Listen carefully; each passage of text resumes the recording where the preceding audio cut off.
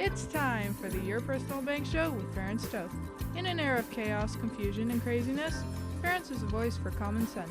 As a financial literacy educator, speaker, and entrepreneur, Ferenc cuts through the noise to help us understand how current events affect our money, economy, and our freedom.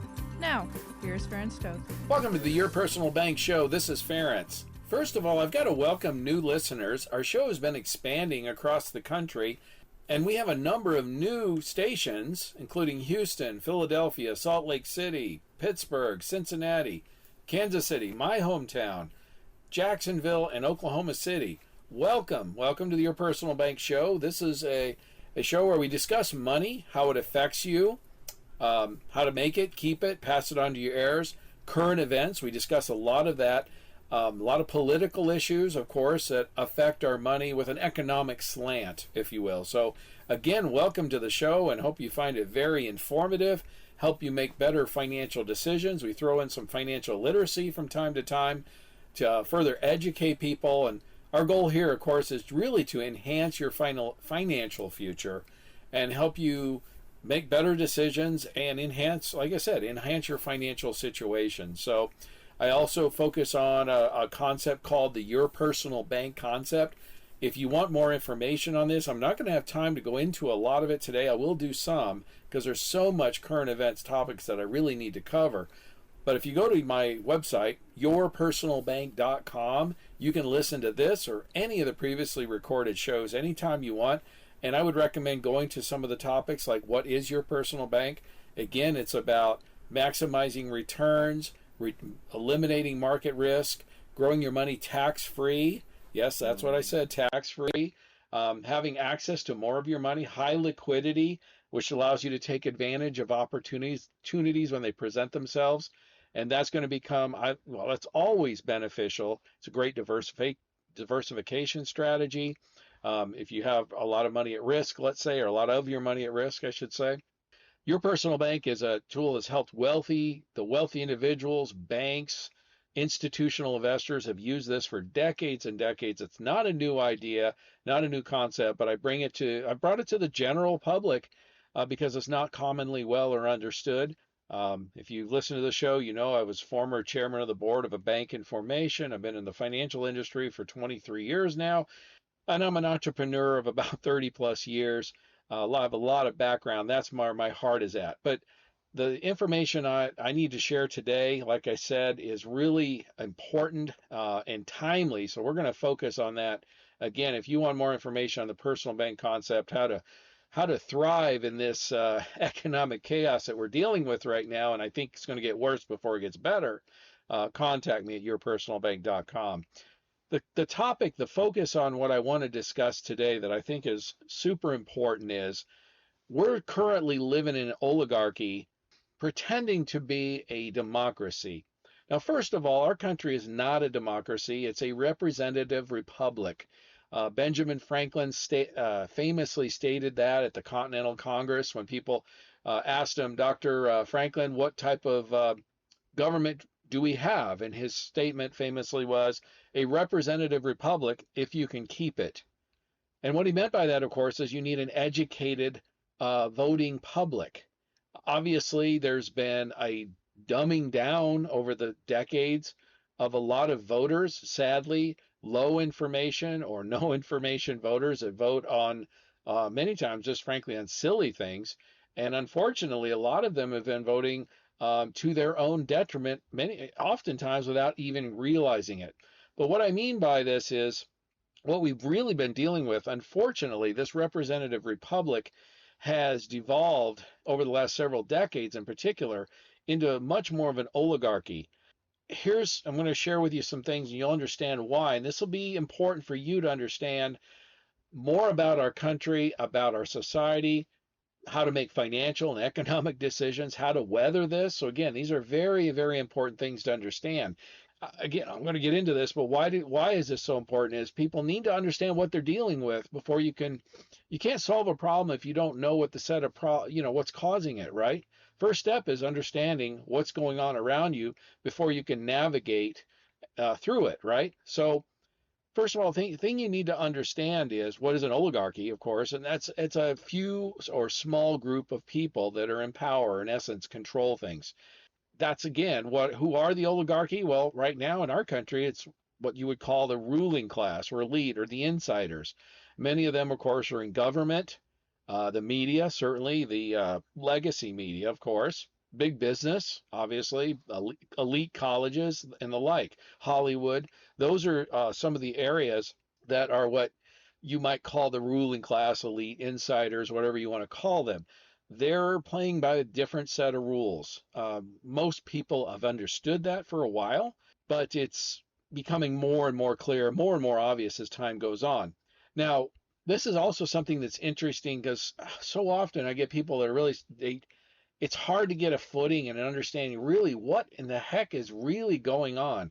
There's been so many changes with our country in the last couple, 3 years, for example, in particular, the direction of the country, in particular, the leadership of where they seem to be wanting to take our country. They openly say, we want to fundamentally change the country. Okay. So whenever you hear someone from the ruling class, elites, insiders, whatever you want to call it, and they make a statement of threat to our democracy, okay, and you hear this statement, this comment most often in the legacy media or politicians, particularly those that lean on the left side, but certainly some RINOs fit into that category.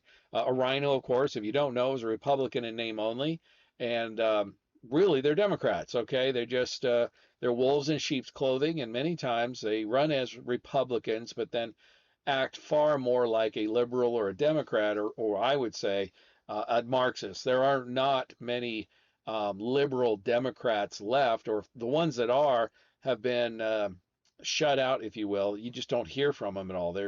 They've been pushed aside by the far more radical Marxists, and I say that with all due respect because Marxism is by Karl Marx, of course. If you've read Karl Marx, you know that socialism and communism are two different breeds of Marxism. Okay, so when I say Marxist, I'm not saying that in a derogatory manner. I'm just stating as a matter of fact that Marxism wants control, big government, less freedoms for the people. And again, why is that so important from a financial standpoint? I say this all the time. Economic is freedom is freedom.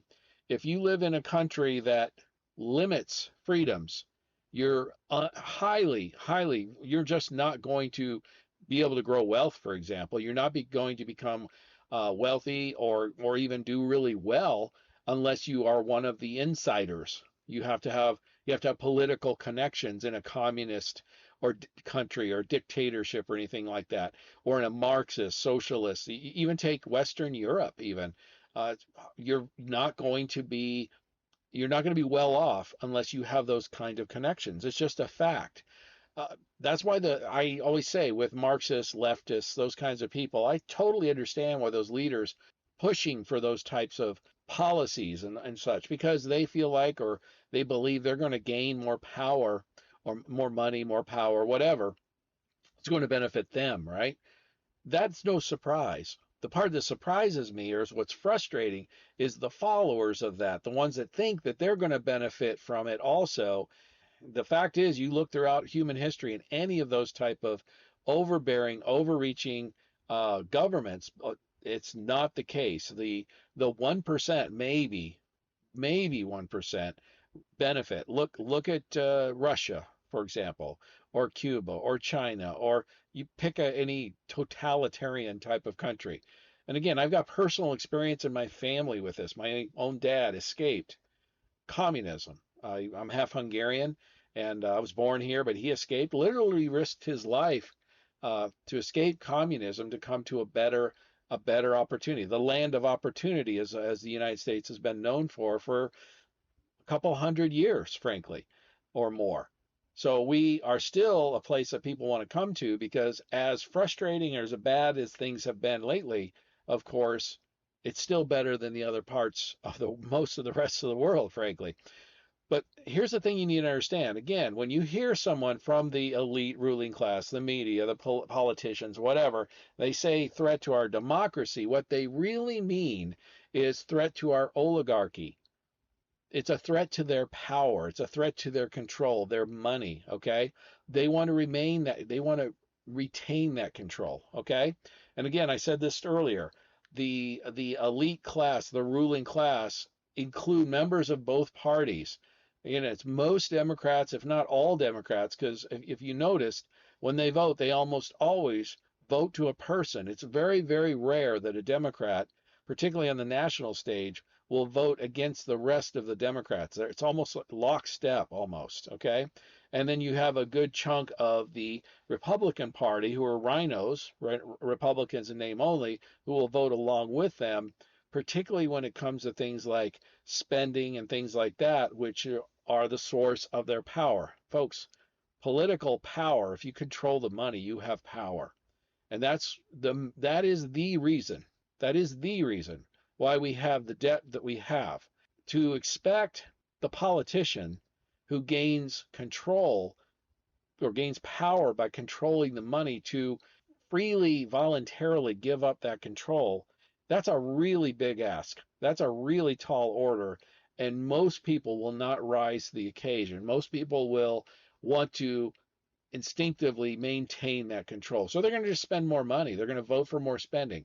The only way to stop that is we have to get new blood, new people that will actually represent us, be representatives, be a true representative republic. Get enough of those people in there to put in things like term limits so that you don't have these institutional, lifelong career politicians that in essence get bought out by big business or whatever, and they're bought and paid for. I say that with all sincerity. If you want to understand why something is the way it is, I always say this: follow the money. That will really help you understand it. Again, the oligarchy's goal is to maintain power. And I'm going to share some other things here shortly that I think is going to be fine. You're going to find very interesting to help understand again the division in this country. I shared this in a show a few weeks ago where I said our country is divided, but not in the way you think.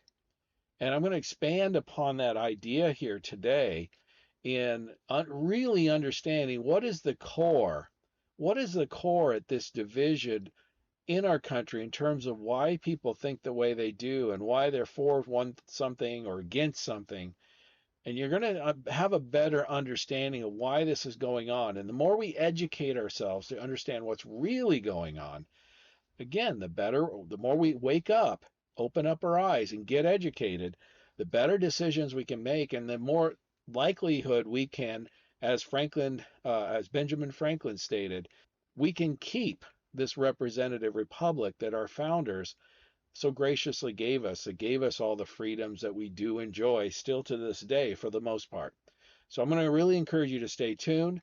Don't miss this next segment. And by the way, again, if you want to contact me on learning how to navigate this economic chaos, reduce taxes, reduce market risk, increase your rate of return, get positive arbitrage, earn interest on money that you spend so your money goes farther, help offset inflation, have an increasing return on your money as interest rates continue to stay high. If you want to learn how to do those things, contact me at your personal bank. Stay tuned to the next segment. You don't want to miss it.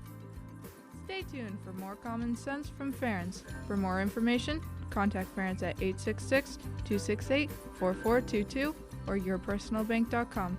That's 866-268-4422.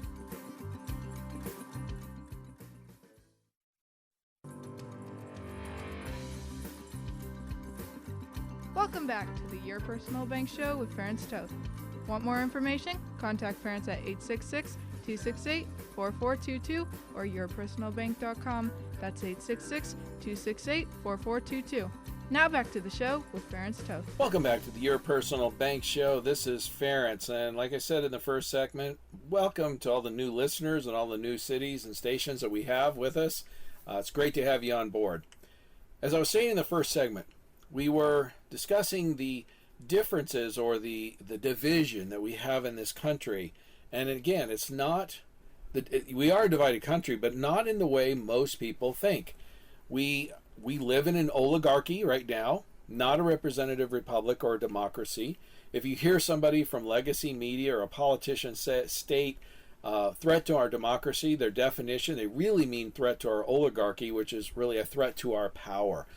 There's a elite class or ruling class, insiders, that kind of thing, mostly government, media, big business, colleges, elite colleges in particular, Hollywood, you name it, who are like the insider class. They're the ones that think they think they know better than the rest. They have a level of insider knowledge or contacts or power or access to money, whatever it is, and they're benefiting from the division that's in our country. See, here's the thing that people need to understand. The average American has far more in common with each other than the ruling class has. With, the average American has with the ruling class, the leadership, or any of those, what are those people you want to talk about?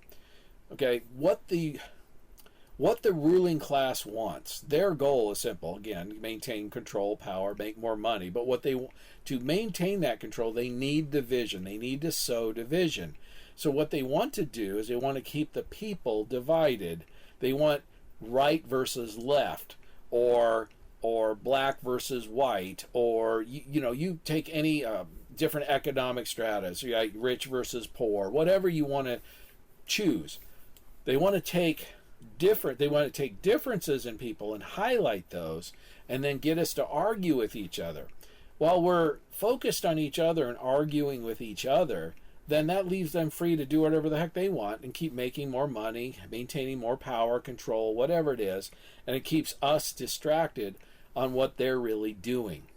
It's if you haven't heard the song "Rich Men North of Richmond" recently, I mean, you've probably been living under a rock, but that song really expresses the whole thing. It's the working class, the working man, the working class person against the rich, or the ones that want to maintain control, the elite ruling class. Of course, it's a rich men north of Richmond is obviously D.C., Washington, D.C.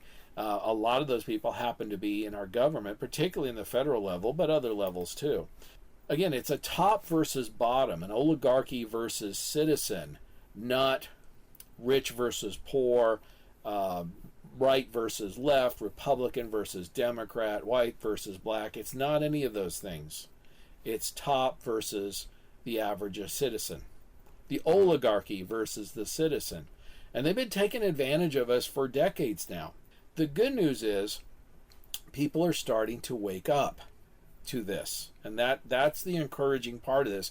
And overall, today's message is going to be very encouraging, because there's a lot of reasons. Yes, there's a lot of problems, but there's also a lot of reasons now to be encouraged that, again, the average American, the average person is starting to figure out, hey, things are really messed up. Inflation is out of control. I mean, the average American, I stated, I think last week's show, is spending something about $700 more per month just on basic living expenses than they were 2 years ago.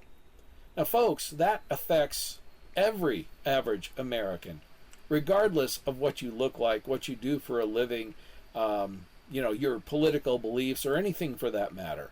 That affects all of us. The only ones it doesn't affect are those that, again, are insiders, are benefiting from that. They're wealthy, they have millions, okay? So it doesn't impact them so much. What do they care if, gas is $5 a gallon, or 10, or even 15? I heard some Hollywood people talking about, about a year ago when gas prices were getting high. Someone was saying, we'd be willing to pay $15 a gallon. Yeah, when you're worth millions and you make hundreds of thousands of dollars a year, sure, you can afford that. As I state all the time, if you want higher energy prices, this is another division, the green energy agenda, okay, another division of people, okay. There's the climate agenda. All these kinds of things are just different ways for the oligarchy to get people to argue with each other, disagree with each other, and turn the focus to each other versus them. If energy prices go up, I've shared this many, many times.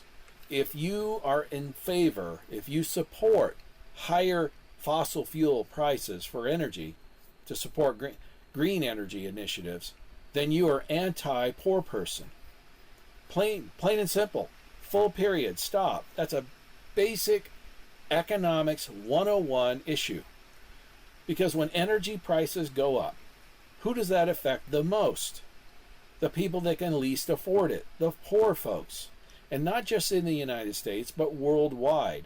In fact, one of the number one key differences between any third world country versus a first world country, economically wise, is energy. Abundant, inexpensive, consistent availability of energy is the foundation for a solid economy. There are people in places like Syria, for example, where the energy grid is so bad that it goes out every day.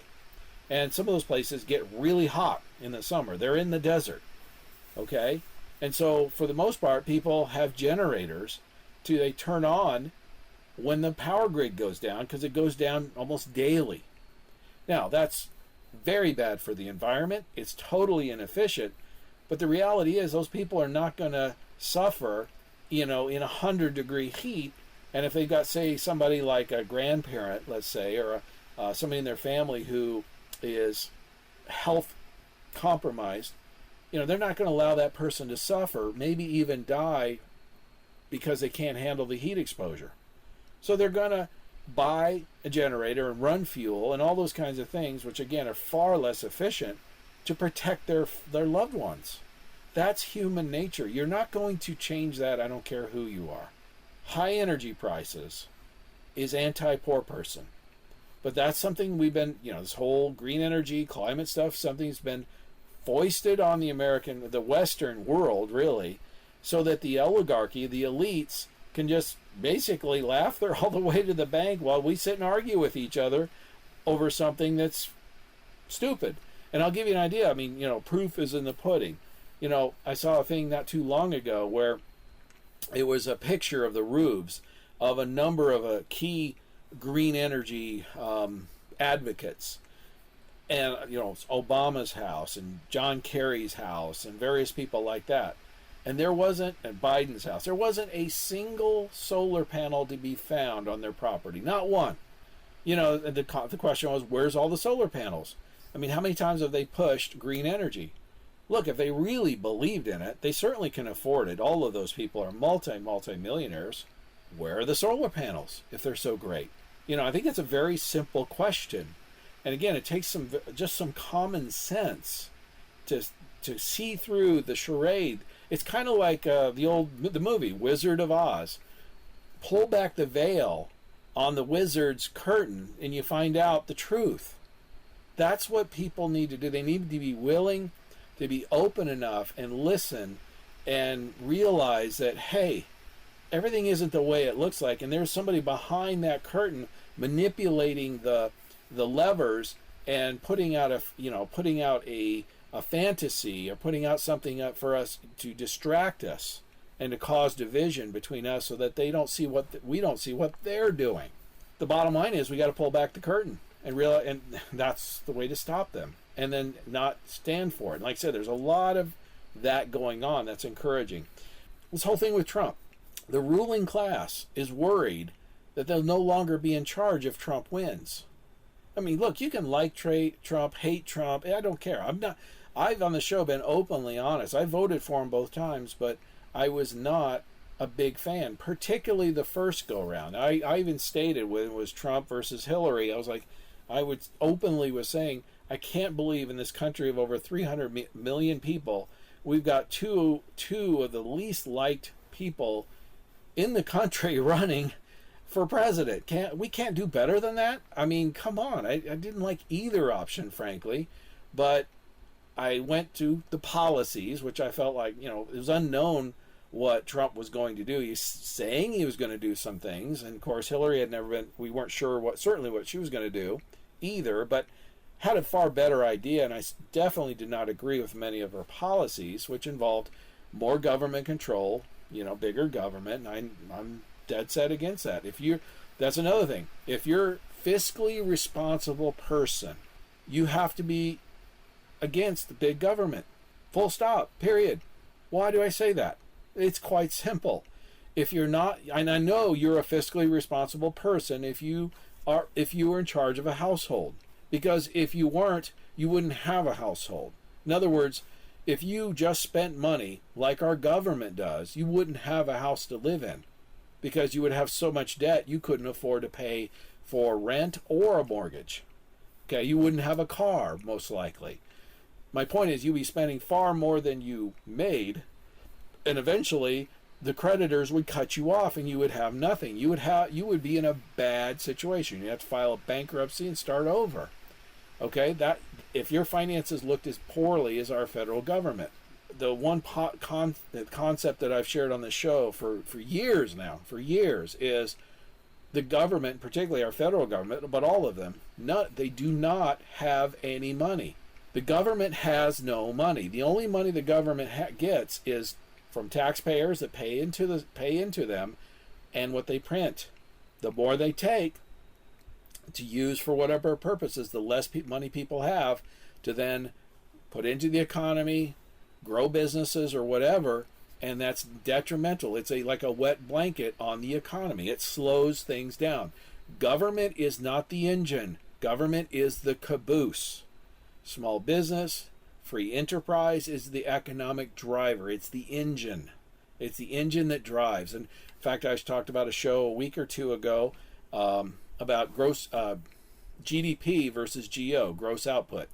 We always hear about GDP, gross domestic product, and that's basically all the products that are produced by a country, and it accounts for about 2/3 of that is typically consumer spending.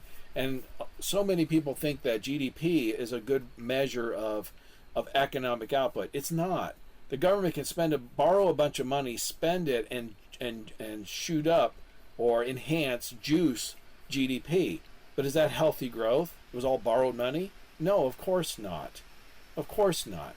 GO, gross output, is a far better measurement. It was one of the previous shows. I encourage you to go to yourpersonalbank.com and check it out if you want more information about it. But it's the gross output of all products of both businesses and the end product and the steps along the way. So it includes all the business spending, which is more than double GDP. It's a far better economic indicator. And by the way, it's been negative the last 6 months, so it's pointing towards a recession.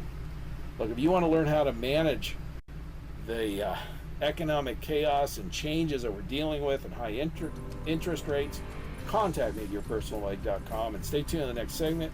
I got some really encouraging news, so don't miss it.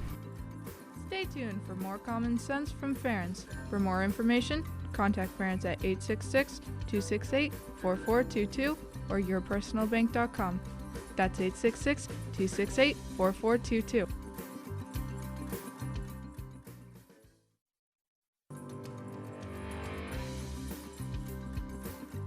Welcome back to the Your Personal Bank Show with Ferenc Toth. Want more information? Contact Ferenc at 866-268-4422 or yourpersonalbank.com. That's 866-268-4422.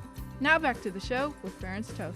Welcome back to the Your Personal Bank Show. This is Ferenc, and I just got to welcome all our new listeners. We got a bunch of new stations: Houston, Philadelphia, Salt Lake, Pittsburgh, Cincinnati, my hometown of Kansas City, Jacksonville, Oklahoma City. Welcome.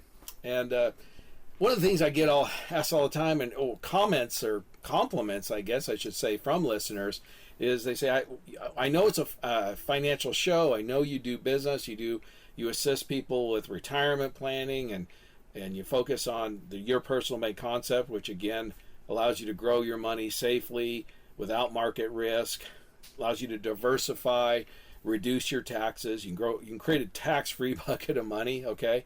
And then if you set up a bank line of credit, which we do, you can actually earn more in interest than you get charged when you access the funds, and earn cash flow, positive cash flow on your money.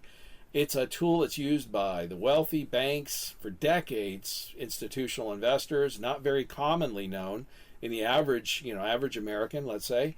And so I share this, but I get the comments or compliments a lot where I like the fact you don't actually, I'm glad what you do. I think what you do is very valuable, assisting people financially.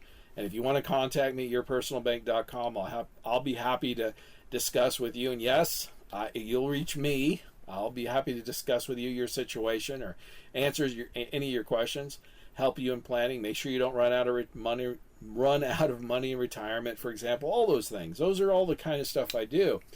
But the comments I get is, I'm kind of glad you don't talk about business so much and your products so much. You discuss bigger issues, things, economic issues, current events, things that really affect us and affect our money. And it's your show. I'm here to educate people. And again, no one's telling me what to do or what to say. I'm blessed that way. I have the full freedom to do that. And so it's just coming from my heart, sharing what I see. I'm a scholar, I guess. I'm curious. I'm constantly reading. I'm a voracious reader. People ask me, where do you get this information from? A combination of just reading content all the time and articles and various things from many different sources, both left, right, and in between. And then dealing with clients, actual real people, literally across the country. I've got clients every state of the country.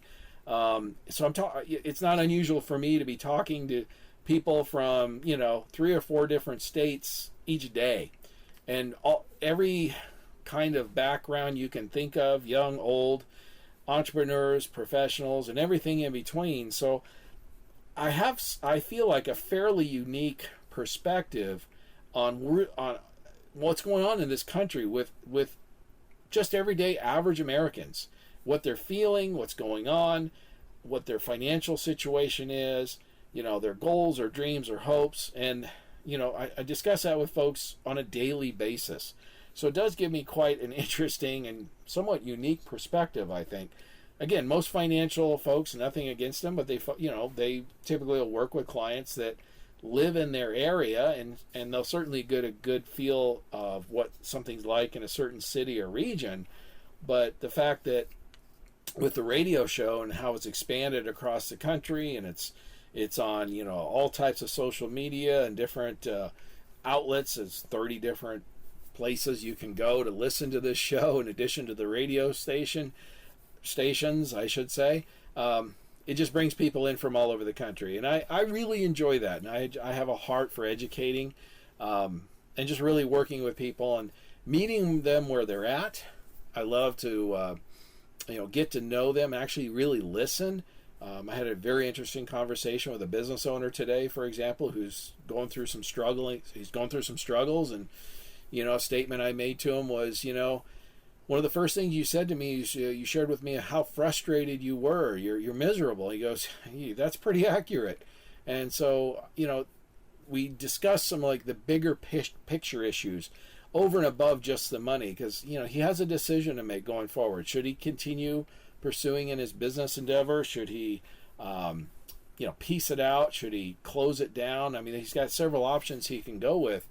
And he's run the numbers, obviously, as any good business person should do. But I said to him, and this gives you an idea of kind of some of the discussions I have with people, is, before you go down that, you should go down that route in terms of running the numbers, see what makes sense. But more importantly than that, you and your wife need to have a discussion, a real true heart-to-heart discussion, and determine what is it you want with your life. And if you're miserable, I'm sorry, the numbers may look good, but if you're miserable, you'll never be really successful. You might get by, you might manage to get by, but if you're stressed out, you're frustrated, and you're miserable, and it's just not a good fit for you, you will never truly succeed. You will not succeed in any large way, for certain. You have to follow your passion, something that you enjoy doing. I love doing this. I love sharing big picture ideas, economic ideas with people, and educating and helping them better understand their money and get to where they want to go. That's just something I love to do. So I know I got a little off track there a bit, but I think it's important for people to know a little bit about where I come from too. I started to mention in the last segment, I've been discussing how the division in this country we are divided, but not how most people think. Again, it's not right, left, Republican, Democrat, white, black, rich, poor, whatever. It's not that. It's top versus bottom. It's oligarchy versus citizen. It's the elites versus everybody else. We are in an oligarchy. There's a small group of people who are the insiders that are really controlling things, making most of the decisions. And unfortunately, a lot of them have really big egos, and they think they know better. And the reality is they don't. A perfect example I'll give you is the Federal Reserve right now. I find it offensive that a handful of people are making decisions that affect our economy to such a degree. I mean, look at the stock market every time the Federal Reserve meets. Everybody's waiting on bated breath for every word out of Jerome Powell's mouth, and the market will jump up or down based on just statements he makes on a Fed day, for example. To give that person that kind of power is beyond ridiculous. Two, those people they may have a lot of degrees, but they don't have it. No one has the level of wisdom, I'm sorry, to manage an economy as complicated and as large as the United States, and to have that kind of impact. The free market should be allowed to manage that. It'd be far more. It would be far smoother, frankly. We would have far less of these boom and bust cycles, because no one can argue, even the Federal Reserve themselves agree, that they were late to the party. They always are, just about always are. They dropped rates too low, held them there for too long, and before they started bringing them up, and then they brought them up too fast. They just keep messing up because they're reacting. They're reacting to things that they can't really control or even understand. The economy is about human nature and other factors that are just beyond the power or understanding of a handful of people. It's offensive, it's ridiculous, it's stupid that we're in this position, but that is a definition of oligarchy. We see the same thing with our government. A great example I shared for so long was, and I still haven't gotten a good answer to this one, but when Biden shut down the Keystone Pipeline on his first day of office, and by the way, he shut down 10 other pipelines. I think it was 9 or 10 other pipelines on the same day. But that's the one that got all the media attention. And my question was really simple. It was like that first day. It was like, what right does an American president have to shut down a private enterprise? I don't see anywhere in the Constitution that can be the case. I still do not believe any president, much less Biden, has the power to do that. Now, of course, he did it. Nobody's fought him. I can't believe nobody's fought him. There were billions of dollars expended on that project, and I can't believe somebody somewhere didn't want to fight that, but it still blows my mind. But it gives you an idea of the power of the oligarchy and how much they want to keep it. Absolute power corrupts, absolutely, and it's an aphrodisiac. I'm sure it's very hard to deal with. You know what? Most people, believe it or not, struggle far more with success than they do failure. Success, getting success and keeping it is far harder than dealing and learning from failures and getting better. It truly is. Ask any psychiatrist, they'll tell you that. And again, this whole thing about Trump, it's not about Trump.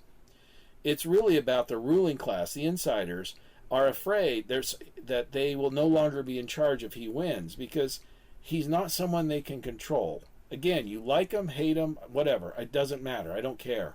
He's not predictable. He's not controllable. That's one of the factors that the people that like him love him about it, and the people that don't like him hate him for that. He's very divisive in that regard because he's not predictable. He's uncontrollable, and that's why they hate him so much. Most of these politicians, I think Vivek Ramaswamy made a great example, he shared this in the recent Republican primary debate. He talked about how pretty much everybody in the audience were part of the donor class, which you could consider part of the oligarchy, and in essence, the rest of the candidates, in essence, were bought and paid for. They're nothing more than really puppets. And like he said, it's a fact. He's lost billion-dollar donations to his campaign because he refuses to go along. Now, I'm not saying he's perfect, and I agree with everything he says, but I like a lot of what he says. I'll be honest with you. So if you haven't listened to Vivek, you might want to check him out. He's very interesting. He's different. He's not your typical politician who's controlled by the political donor class. like so many of them are. And that's part of the point I'm making about the oligarchy. They put this person up there, in essence, to do what they want them to do, because they can control them, so they'll support them. Or they feel like they can control them. Well, folks, what we need to do is wake up and realize we don't want to vote for that kind of person, someone that the donor class can control. If we want our freedoms back, we want someone who's going to actually break that cycle, right? The insiders want to win they want to win while we lose. They want more money while we get less. And, here's the thing that people need to understand. They can remove Trump. They can remove anyone that threatens them. They're trying to abort the will of the people. Okay, the people that want to vote for Trump should be allowed to do so. And the political legal attacks are beyond the pale. And I'm going to discuss that more I'm going to share that and some other reasons for encouragement. I promise I'll get to that this last segment. And like I said, if you want to navigate this economic chaos, I believe it's going to get worse before it gets better. I've shared that in many of my previous shows. If you missed it, go to yourpersonalbank.com. You can listen to this or any of the previously recorded shows.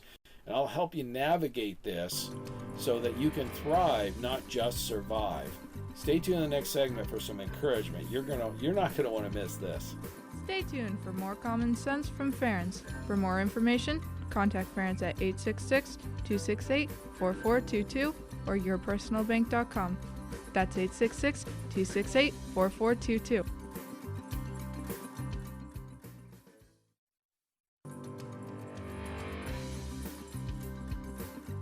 Welcome back to the Your Personal Bank Show with Ferenc Toth. Want more information? Contact Ferenc at 866-268-4422 or yourpersonalbank.com. That's 866-268-4422. Now back to the show with Ferenc Toth. Welcome back to the Your Personal Bank Show. This is Ferenc, and if you've been listening to the show, as you know, we've been discussing the division in America. Again, we are divided, but not in the way most people think. It's really the oligarchy versus the average American. It's the top versus the bottom. It's the elite class against everybody else, the insiders, the ones that think they know better, that have power, money, whatever it is, that want to control. And they want control over the rest of us. And if we can realize, enough of us wake up to that fact, stop fighting with each other and realize the average American is not the problem. Right, left, Democrat, Republican, white, black, rich, poor, whatever. It's those that are in charge or want to stay in charge or want to dominate the rest of society and keep their power. Those are the people that are the problem, and those are the ones we need to vote out and get rid of. Politicians, almost all the Democrats fit under that. Pretty much all the RINOs fit under that category in terms of the political class. Just about all the bureaucrats, particularly at the federal level, certainly fit under that class, particularly in leadership positions. I mean, look at the FBI, right? Great example. Hollywood, elite colleges, big business, media, the mainstream media certainly. To listen to them is to listen to propaganda, folks. And if you listen long enough without a discerning ear, and if you just listen to, say, left-wing media all the time, or what I should say, legacy media all the time, which is left-wing, it's nothing mainstream about it, okay? Not anymore. Used to be years ago. It's a whole different animal. Joseph Goebbels, Adolf Hitler's propaganda secretary, said it best when he said, "You hear a lie often enough, eventually becomes truth." And so if you keep listening to that and you don't filter anything else in and you just focus in on that, eventually human beings, for the most part, will just start to believe the lies. And that's called propaganda. And sadly, we have a good chunk of America, unfortunately, that have bought into hook, line, and sinker the lies. Not all of them are going to listen, but some will. And this is where the encouragement is coming in. Some of them are waking up and realizing you may dislike or even hate Trump. That's fine. But you like the Constitution more. In other words, you don't want to live in a third world banana republic, a place where the government uses their power to remove political adversaries. You understand throughout most of the world, that's what happens on a regular basis. One of the unique things about our country, one of the beautiful things about this country has been the transfer of power, without bloodshed or without using government power or legal power to remove people. Well, that's changing. We're seeing that, with these indictments, whether they're accurate or they're not. Whether, let's face it, the reality is, if you're paying attention at all, Biden has far more damning evidence, proof even, with bank records, even stuff like that, of illegal activity, fraud, tax evasion, racketeering, influence, this kind of stuff that you see organized crime get convicted of, literally. Far more of that than Trump, yet he's attacking his political adversary. Folks, whether you like Biden or don't, like Trump or don't, it doesn't matter. Do you want to live in a third world banana republic? Do you want a country that the rule of law stands, the Constitution actually means something? Or do you want just chaos? And that's really what it boils down to. And I'm going to say 75 to 80% of Americans do not want chaos. They don't want to live in a third world banana republic. We've been blessed for over 200 years of not living in that. Understand, that's the norm. Human experience, that type of stuff is the norm. This is the exception. What we've been experiencing and living up till recently has been the exception. Finally, people are starting to wake up, and I think this mugshot has gotten a lot of people's attention. In fact, here's some of the causes for encouragement. This past week or so, the wake-up call for American, a new American rebirth of freedom, a revolution, if you will. And revolutions aren't always bloody. There was the Reagan Revolution, for example. It was a political revolution. But I believe we're seeing a 1776 political awakening, an awakening by the majority of the people that want their freedom back. Back then, the king was a monarch, a king is nothing more than a dictator dressed up in fancy robes. And our founders got tired of, taxation without representation and all those kinds of things. And do you realize that, the tax, the Stamp Act and the tea taxes and those things, it was like a half a penny tax on tea, I believe, something like that. But it wasn't the amount that was the key. It was the principle. It was the fact that they were getting taxed without any representation. Well, does that sound similar to our government representing you and pursuing the things that are important to you as a citizen and protecting you as a citizen by keeping the border open, for example? No, they're not doing even their most basic job. But like I said, there's some other encouraging things that are happening. We got things like GOP states fire warning shot to dozens of law firms with diversity equity initiatives. A number of GOP AGs, attorney generals, sent letters to over 100 high-profile law firms stating that if they pursue the diversity equity inclusion initiatives, they're going to go after them because, the Supreme Court ruled against that recently with the colleges. So that is an encouraging sign. They're putting them on notice. You better stop continuing to, it's racism. Treat somebody differently by the color of the skin. That is racism. Plain and simple. Full stop. Period. No apologies. Here's another one. A former DEI trainer, he's stating himself, and he said he used to do these trainings. These are useless trainings that are detrimental to minorities, which he happens to be one himself, just so you know. Not that I care, but this trainer says, look, it's a far left ploy to ensure fairness in the workplace, and he's arguing the initiative is a matter of optics and remains detrimental to minorities. He is right. Let's say you take a person who's working their way up the corporate ladder, and they happen to be a minority, let's say, and let's say they happen to get a raise or a bonus or a promotion, and let's just say they deserved it. They worked hard, they deserved it. Aren't there going to be people that are going to question how they got that promotion, that raise, that bonus, because of all this DEI crap that's out there? Because they're never going to be able to say, well, he got it because of that, or she got it because of that.